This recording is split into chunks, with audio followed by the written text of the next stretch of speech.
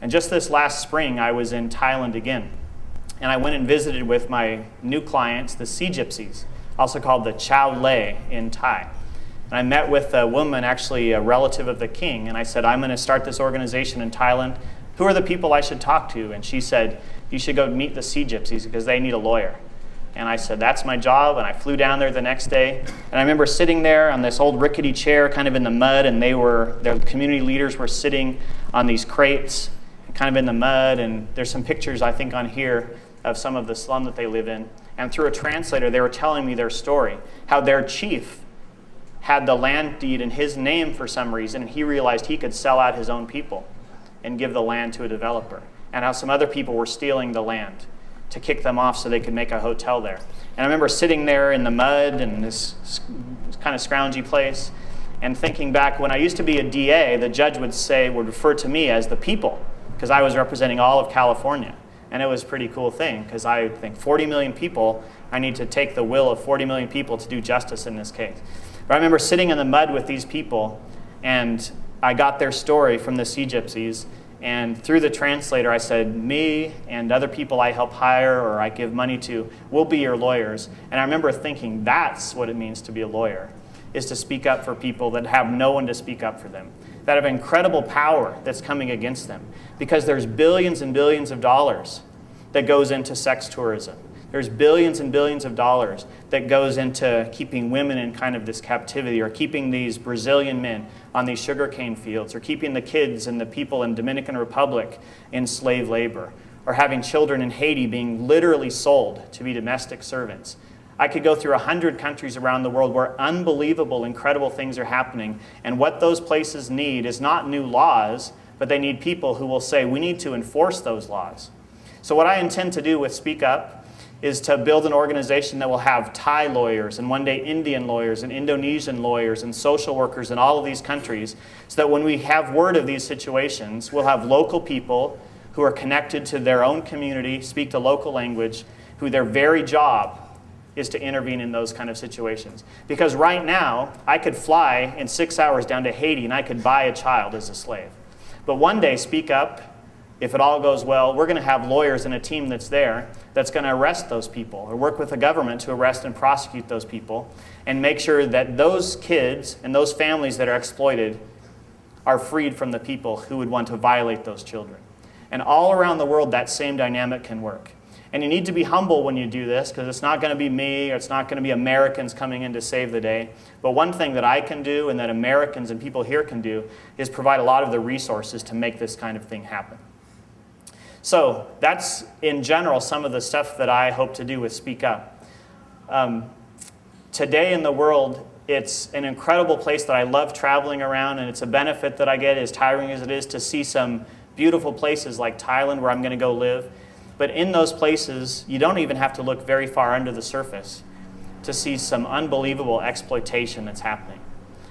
But a great thing that I invite you to be a part of is to actually not just knowing about those things or feeling sad about them, but to doing something about it. Because I know that we all can agree that the overt exploitation of the poor, it's just wrong.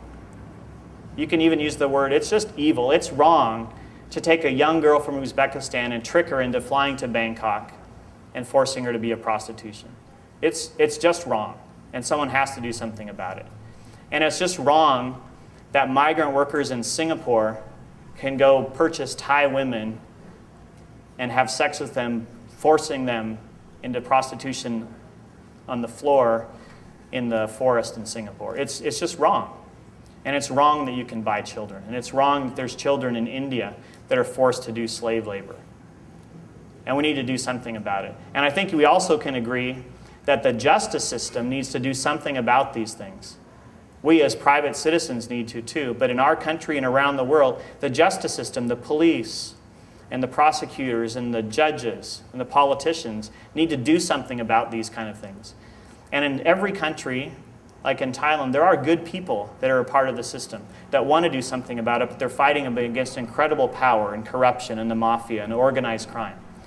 But I think we all can agree, wherever you are politically, that the justice system needs to work on behalf of the poor, and especially needs to not exploit the poor, because in some places the justice system itself is allied with the exploiters.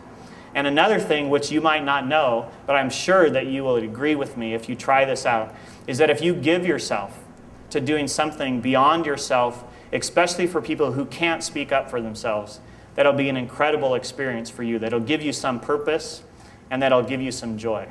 And for me, sometimes I sit there and think, man, we don't have much money yet, or who am I to say I'm going to go to Thailand and do all these incredible things?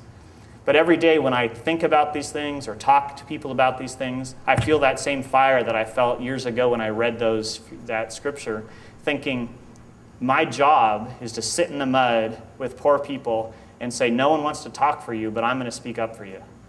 And I'm going to fight for you. And one day I'm going to build something that's not just me talking big, but it's going to have powerful people coming to my aid. So I'd invite you to do what you can to partner with me and my small team to speak up for the poor. There's tangible, specific things that you can do to help us out. One thing is to simply get educated about these kind of issues, to learn the differences between slavery and trafficking. There's a lot of overlap, but to really learn and become fluent about those issues. Another thing you could do for us is just to help me network with other groups, your church or your synagogue or any kind of social club or people that might want to learn about these issues and help us out. Because we need to raise a lot of money to do the work of justice, because there are billions of dollars that are fighting against people that want to free people from slavery.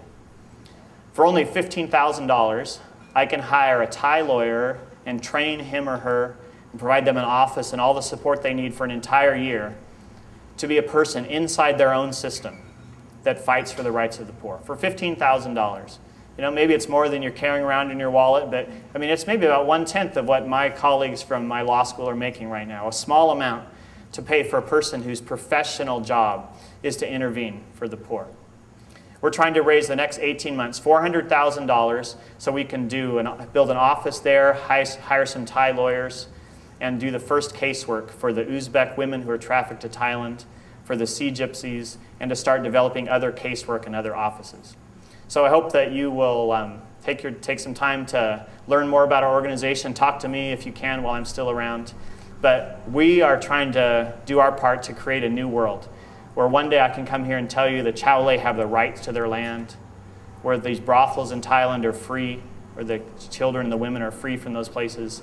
And with your partnership at Speak Up, we can do our part to help transform the part of the world that we care about. So thanks for coming. And if you have any questions, you can even ask me while I'm up here a little bit or hang around afterwards and talk to me. But thanks for your support, and stick around and enjoy some more wine if you want to.